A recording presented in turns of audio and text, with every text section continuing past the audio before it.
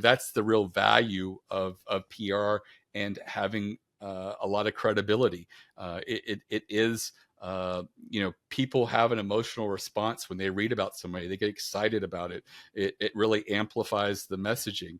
And, the blinders that come up with ads, they don't come up with reading an article. And I know that, it seems like there's this big testimonial fatigue when people see testimonials, but when people read an article, they always usually walk away energized and really want to identify with that company and want to do business with them. Hey, I'm Armando Leduc, producer, film actor, and owner of Leduc Entertainment. I've chosen a life off the beaten path and wanted to find others that are doing the same. Spaghetti on the Wall is a show based on all of the years that I've thrown spaghetti on the wall and nurtured what stuck. We will share fun stories, ideas, tips, tricks, and more. Welcome to Spaghetti on the Wall. Good morning, good afternoon, and good evening, depending on when you are consuming this podcast. Back with another one, ladies and gentlemen. Mickie Kennedy is in the house. How are you? Well, good to see you. I'm glad you're here because we are popping off and talking about press releases. There's a lot of misinformation when it comes to press releases, why people need it. And, I'm sure you've gotten a lot of cold call emails in your inbox talking about how we can get you on CNN and, Huffington Post and Washington Post and, and so wanted to bring him on to sort of demystify this, this whole game, and talk about what's real, what's not real, what we should be doing, what we shouldn't be doing. So glad you're on. Talk to us about your journey, how you got here, and how you became this expert. Yeah. So about 27 years ago, I finished up a Master's of Fine Arts in Creative Writing with an emphasis in poetry. My career path was to wait tables and write poetry. And so I did that for a summer after I graduated and just realized that being on my feet 10 hours a day, it sucked. And I just decided I need a safe office job. And so I applied and became employee number 3 at a telecom research startup in DC. And one of the things they wanted me to figure out was, write press releases. You're like, hey, you got a writing degree, write press releases and send them to the media. And so I did that. And the first couple of releases, not much happened.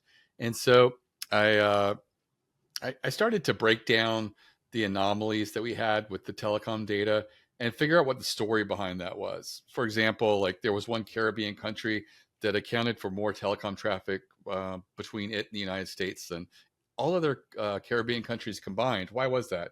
And it was the center for 1-900 numbers at the time. All the call centers were over there. It was a weird time where people would call for horoscopes or even weather, 25 cents a minute, 50 cents a minute.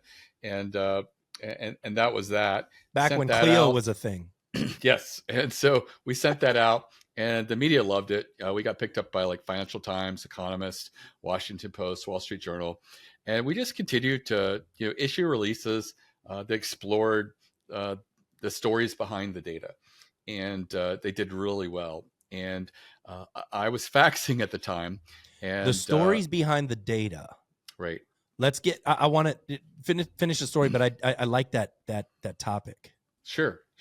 So what I did was I continued to do that, but I started getting calls from journalists saying, "Hey, rather than faxing, could you start emailing us? That's a new thing." And so I did, and that's when the light bulb went off and said, "Ooh, I could just like have these email lists and just do little blasts." And I mentioned it to my boss and he goes, "Ooh, there could be a cool business there." And so I spent a little over a year just reaching out to journalists in my spare time, which wasn't considerable because I was working for a startup. But I would just network and, ask journalists if I could send them press releases for a future company I was launching, as long as it was related to what they covered. And they all pretty much said yes. And so I launched a little over 25 years ago with a database of, I think, around 10,000 journalists.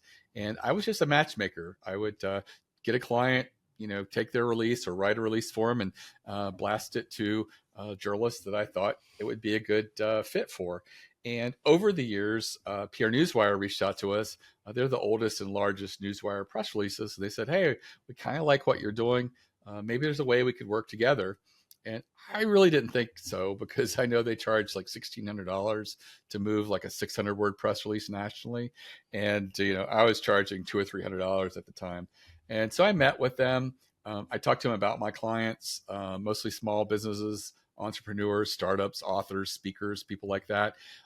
They're doing 2 to 4 releases a year, and their budget's like, just a few $100s for each release. And so, we were able to make it work. Every release that goes out through eReleases goes out nationally over PR Newswire, and you don't have to pay $1,600. We're like closer to a third of that cost, so it's a considerable savings than going Per directly press to release. the Newswire, right? And so it's been a really good relationship. We move, about 10,000 or more releases a year.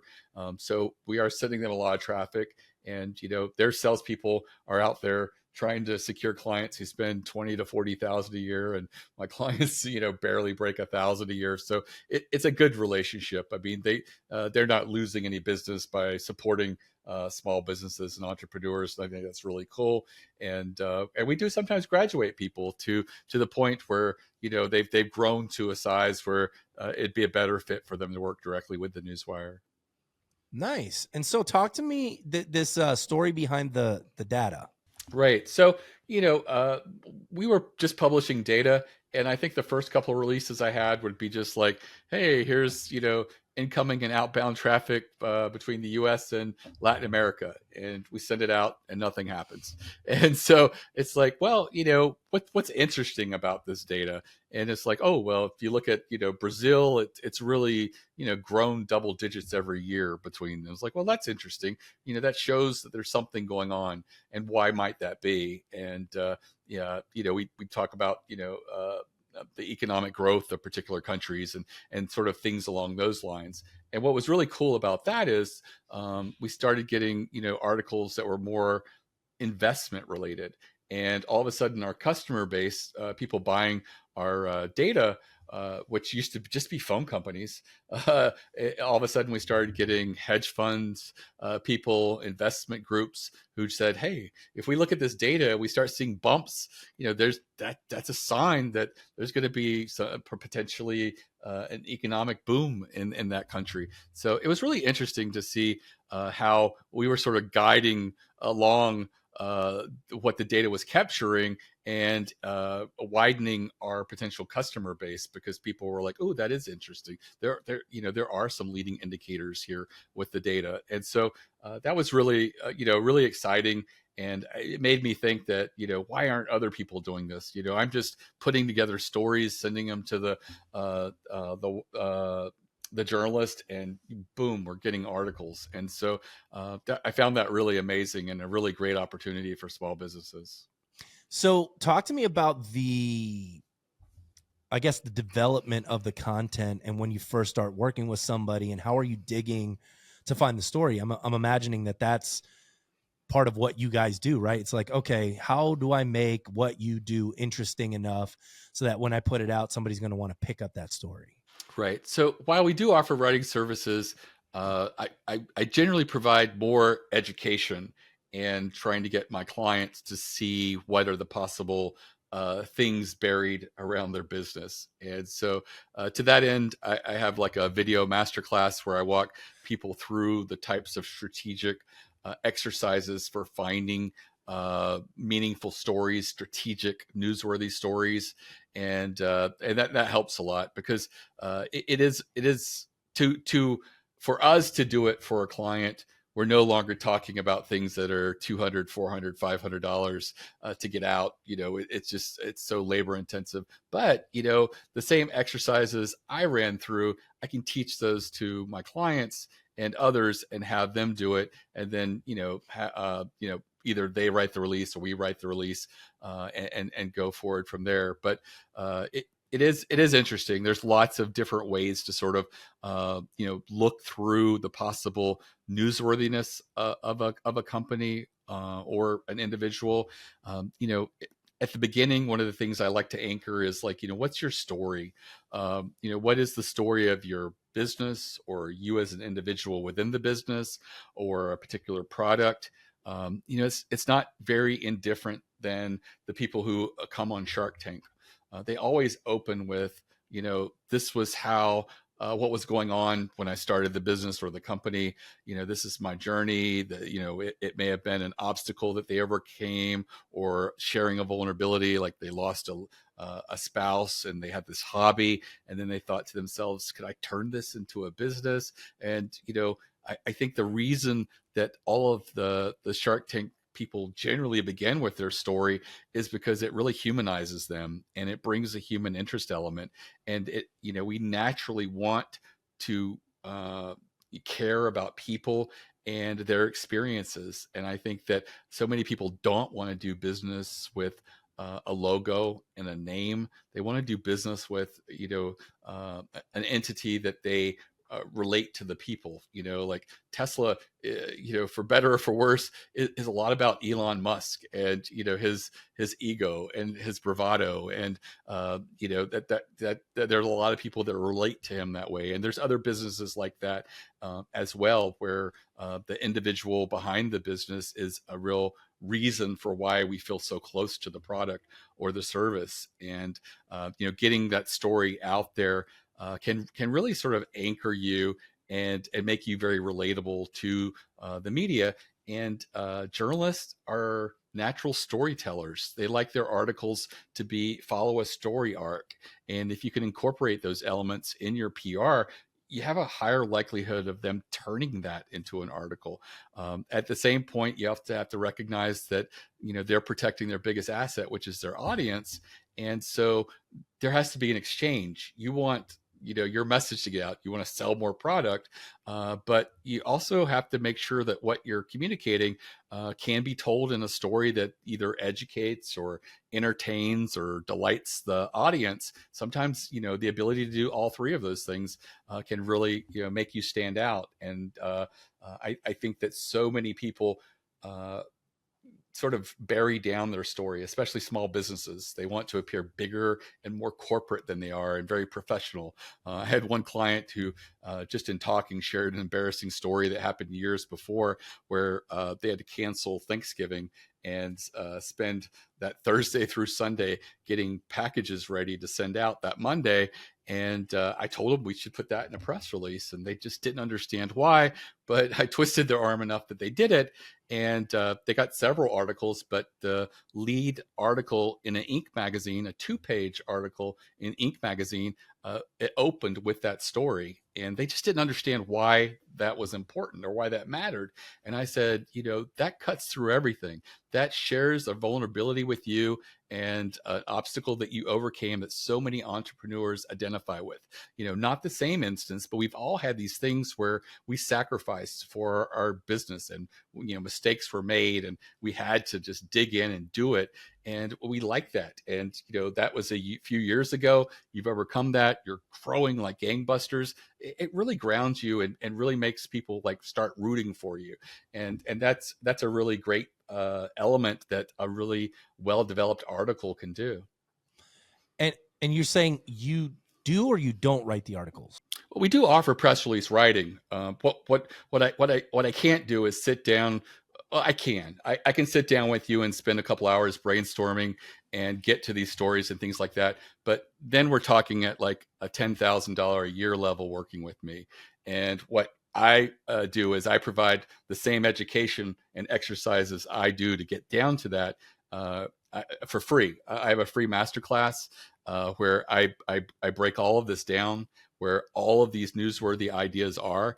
And if you're a business owner, you could run through that. The video is less than an hour. You may start and stop a little bit, but you can run through that, and you'll easily have 6 to 10 ideas that you could do for a press release for your business. And if you build a PR campaign of just 6 to 8 press releases on 6 to 10 of these ideas, you will be doing meaningful strategic press releases. You won't have success with every one of them, but maybe 2 or 3 of them you'll knock it out of the park and get several articles as a result of it. The thing is, most people go into PR and they look at what other people are doing. Oh, they're doing a new hire press release. Well, we just hired, Henry as an associate in HR. Let's get together a press release and send it out. Most meaningful press release there is. Best case scenario, your local newspaper picks it up and you get an on the move section in a trade publication. Don't spend money on the wire to send that out. You can just go to those two sources, get an email address, and just send that guy's picture and a few sentences about him as a new hire.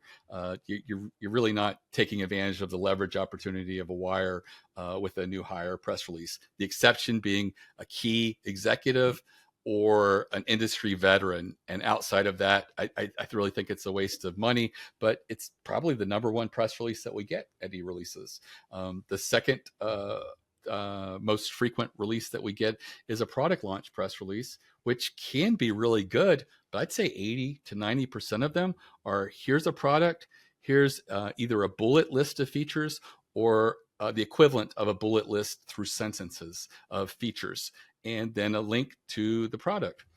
Hard for a journalist to build a story with that, just features. But if you went back and said, hey, we've got a logistics solution, take a publicly available number that's out there in your industry and say, hey, 47% of people in our industry fail in the first 5 years of their business because of the high cost of logistics, selling such heavy products or whatever we offer. Our product or service is a solution to that. And then introduce a use case.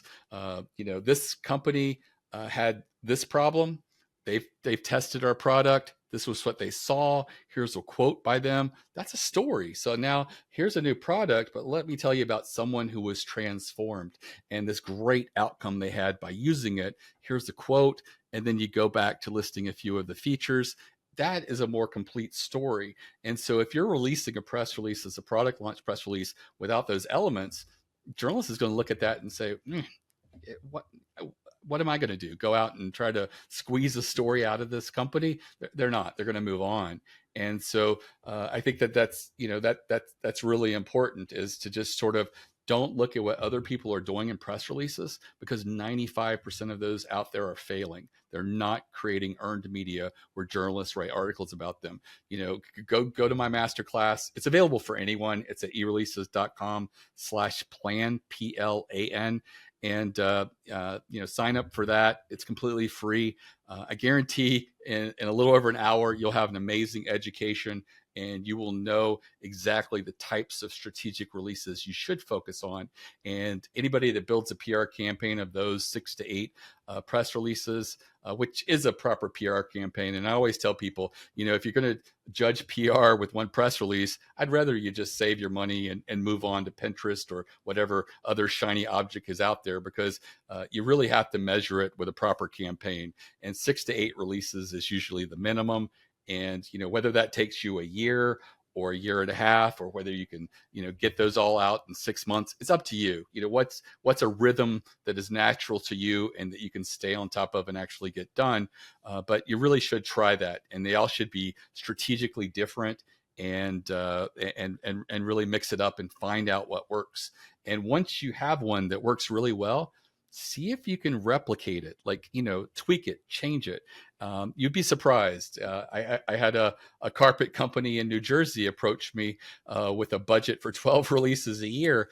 And I tried to turn them away because I just didn't think we could do much for them. But they were really like, we want any kind of media attention.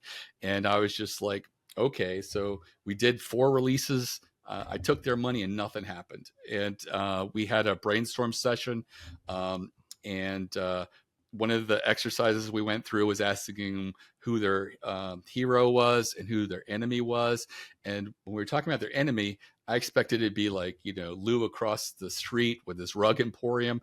But they were like, no, it's the big box home improvement stores. And this is why they're so bad for the carpet and floor industry.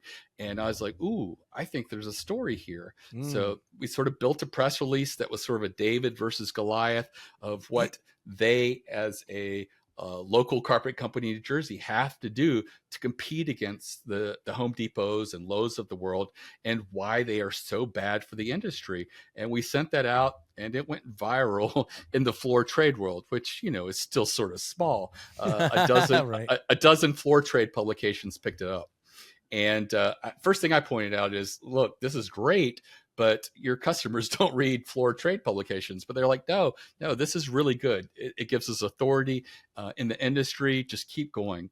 And so we started tweaking the messaging, but they were all around marketing against the big guys. And we would provide different angles, like one we did about how they use holidays and as a differentiator against the big box home improvement stores, and how sometimes you being able to quickly roll out from St. Patrick's Day to an obscure little holiday back and forth to attract a little buzz and attention, like on Facebook and other places, is something that the big box home improvement stores can't do. So we would do these, and they would continue to get pickup, not as much as that first release, but by the end of the year, they had 30 clippings, including their local newspaper and New Jersey Magazine, which was really good.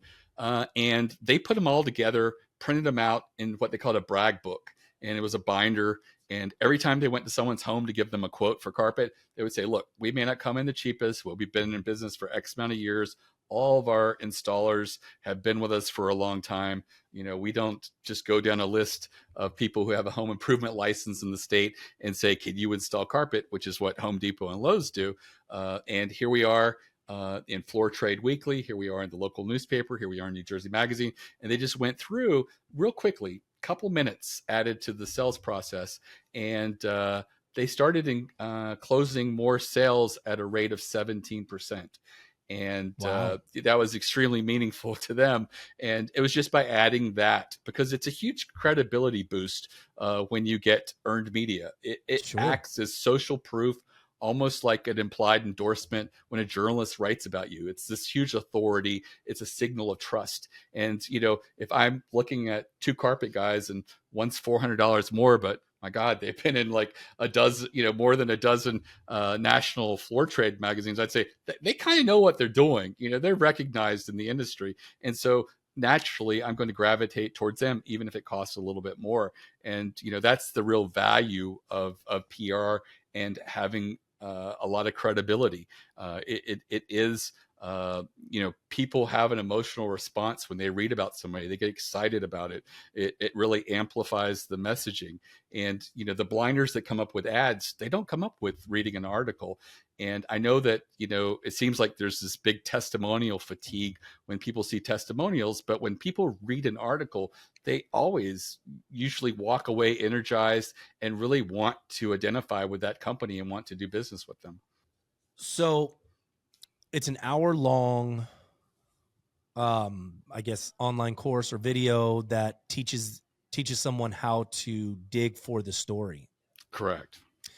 If you know, and we're a PR and branding agency. You know, ours is more along the lines of like podcasting, organic social media, you know, and putting out a personal brand. So I'm loving this conversation because, you know, it's making me think. I had a conversation with one of my clients that we're sort of revamping and retooling her entire like brand, because they're in the work injury space. They're attorneys, you know, and they're three owners. And I'm like, we got to get to one person. Right. And then I started digging. I was like, what lights you up? What do you want to talk about? What are the things, you know? And it took us a couple of hours to like really dig. And she told me that she's a cancer survivor. And I'm like, wow, my gosh, like, why aren't we making that the forefront, you know? And then everything sort of, you can see your perspective from that, right? Like that thing changed your life. And now you have a different lens on, right? As you see things because of that experience, right? So talk to me about how are you extracting like several stories from the main story, or are you going, okay, that's that story. Maybe there's some other stories that we can sort of incorporate because we don't want to confuse an audience as well, right? Like we want Right. the press release should be to guide them to one place to do one thing, right? So talk to Right. me about that. Yeah. So I think that, when we're, going through these exercises, sometimes you can stumble across one where there's like, it seems like a well of many things that potentially could come out of one approach. And that's great. Try one. What I don't recommend is like, loading everything in the kitchen sink into one release. That, Sure. it, it, it, you really want to focus on one element or one thing for the most part. But sometimes some of the exercises can yield multiple opportunities. One exercise was researching your industry for blind spots or gaps, and that's what we did with that carpet company. It was determining what was it that your industry isn't really covering, and it turned out with the floor trade industry, they weren't really talking about the big box home improvement stores, and yet you know their subscription base is all local carpet companies, some regional, but all for the most part, independent carpet companies across the entire nation. Sometimes even in other parts of North America. But they weren't really having that conversation. It was a complete blind spot. So that's why I think we did so well. Almost every floor trade publication picked up that first release, and most of them covered us at least once again with subsequent releases that were tweaking and continuing to work that very similar angle. In other cases, you can continue to do the same thing again and again. One of the exercises I go through is, consider doing a survey or study within your industry. The value of this is I've never had it fail. That's the one of these ideas that I've never had someone do a survey and study and not get articles written about them. On average, it's 8 to 14 articles for one press release. Huge return. The least we've ever had is 4 articles, and that was for somebody that was really focused on a very small niche of cryptography, and that's probably why. But it's generally like find 16 meaningful questions that if you were to ask your industry right now, people would want to know the answer. And look at what's hot or trending in your industry for a couple of those questions. Look at other things that are going on, maybe with the economy, or the cycle within your industry. Are people spending more or less over the next couple of quarters? You can even ask that question. Do you plan on spending more or less on marketing over the next quarter or two? Are there people having difficulty coming out of the pandemic and maintaining a work culture? Some people don't want to go back into the office. Is that a challenge for you? Are you having to do a hybrid, or what does that look like? And these are all interesting questions that people would say, oh, I am curious what other people in my industry feel right now. If there's hot button questions you would ask if you went to a conference, and what we're going to ask other people, like, hey, have you noticed that people are really taking a lot longer to pay? It used to be net 30, and now there's like net 90 with excuses. That could make an interesting question and show a little sort of economic drying up in the industry, that people don't have as much money. So find 16 meaningful questions. You can throw in a couple weird questions at the end. And I break it into, I usually use SurveyMonkey, 4 questions per page. So if they only finish half of it, they've answered 8, which are probably front loaded with the most important questions. And you get a link at the end of that. You then approach a small or independent trade association in your industry. There are so many. I guarantee if you do your research, there's dozens you never knew existed. Here's the problem. You're giving a job to a CEO, right? These people aren't going to do it. Like the people that I work with and a lot of people that listen to this particular podcast are high level entrepreneurs, visionaries that are like, this is an amazing idea. I love it. I want to do it. Don't give me 16. No, I'm not going to immediately. I'm like, all right, click. I'm off. I'm out. Right. Cause I'm like, I'm not going to do 16 questions. I'm not going to like go ask people. I'm not going to do my research. Like that's just, it's not Now that is a service that we do offer. Oh, good. That's what I was We going to will say. do that. We will. That's what I was going to say, because I was like, man, like, and I love that. I love that. And that's the thing, right? Like, how do we show value to someone that like doesn't understand the concept? Be like, yeah, great. You can look, go ahead. Look, you can go and do all of the 16 surveys, and then you can, ask these questions, and then make sure you do your research on where these people, or why don't you just hire Mickie Kennedy and his people, right? And then we can just knock that out for you, right? Like, and we handle it all, and we do offer a guarantee of at least 4 articles for earned media. If not, we go back to the well. We'll develop another release focusing on different questions, trying a different approach, and we'll keep doing it until we get it right. And but that being said, I do think it is something that for the right person, or maybe they have the right staff, it is something that it could potentially could be done. But it's just a matter of thinking. I got the idea because one of my clients, Clutch.co, they represent a lot of little verticals.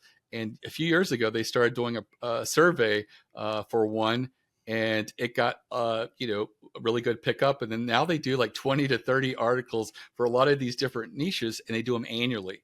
So you gave me a great idea just now, because there's Facebook groups all over the place. Are you using Facebook groups for surveys? I'm not.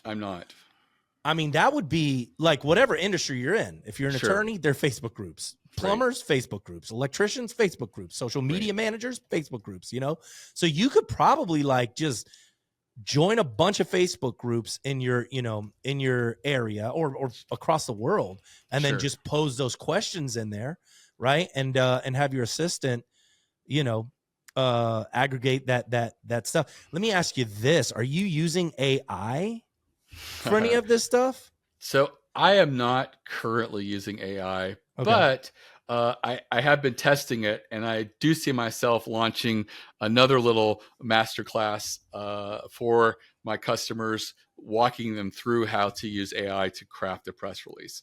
Because I would think that you could probably aggregate this survey, right, on these Facebook groups or SurveyMonkey.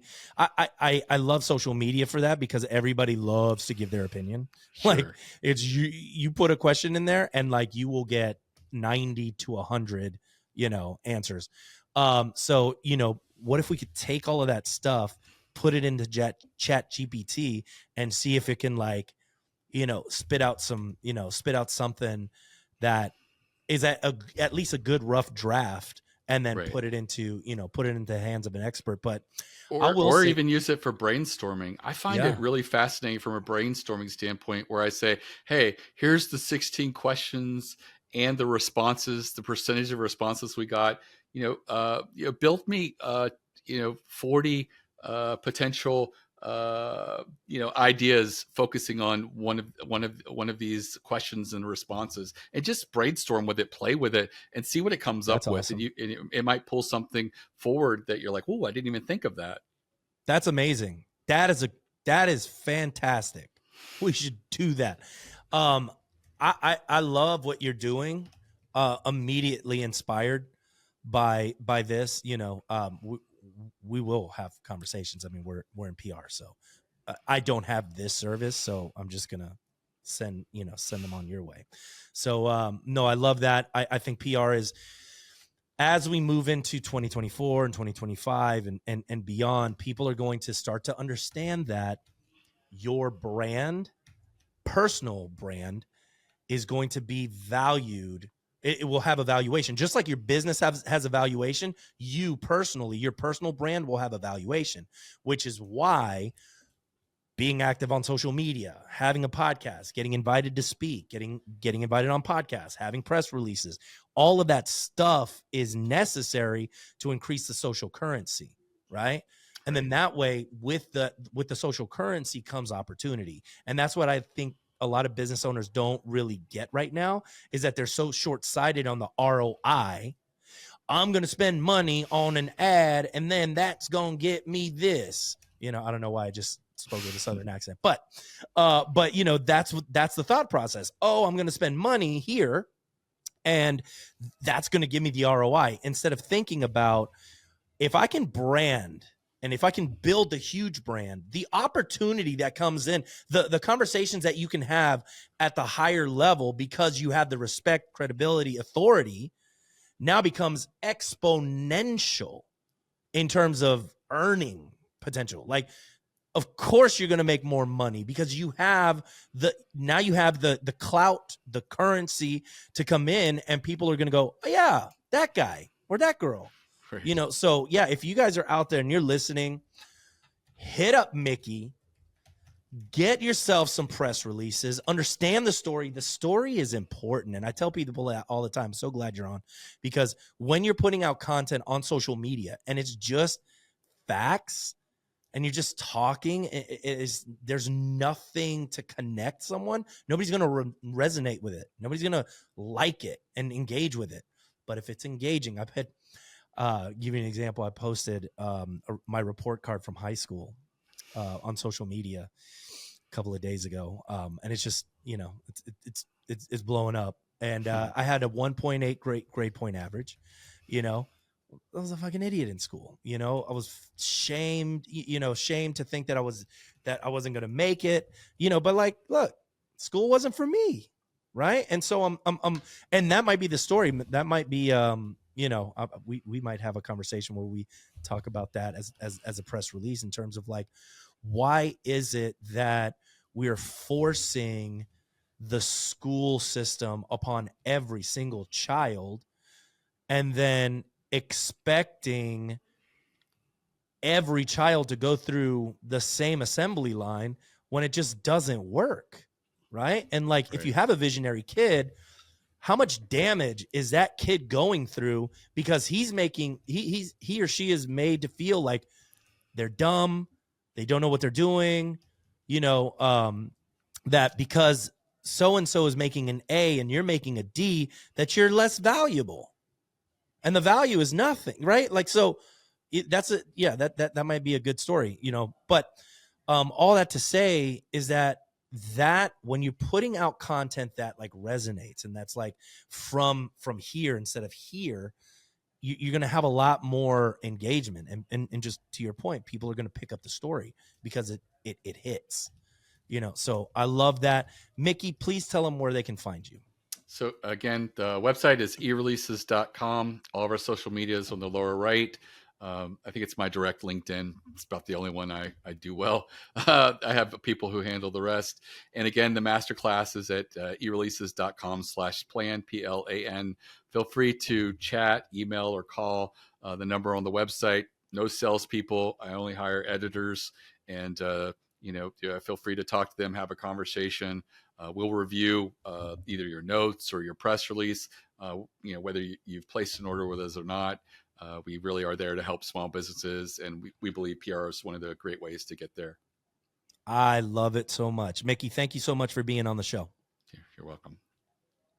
And that was Spaghetti on the Wall, ladies and gentlemen, brought to you by Leduc Entertainment for all of your social media marketing needs, podcasting, everything that you need. And you can watch Spaghetti on the Wall anywhere where there's a podcast.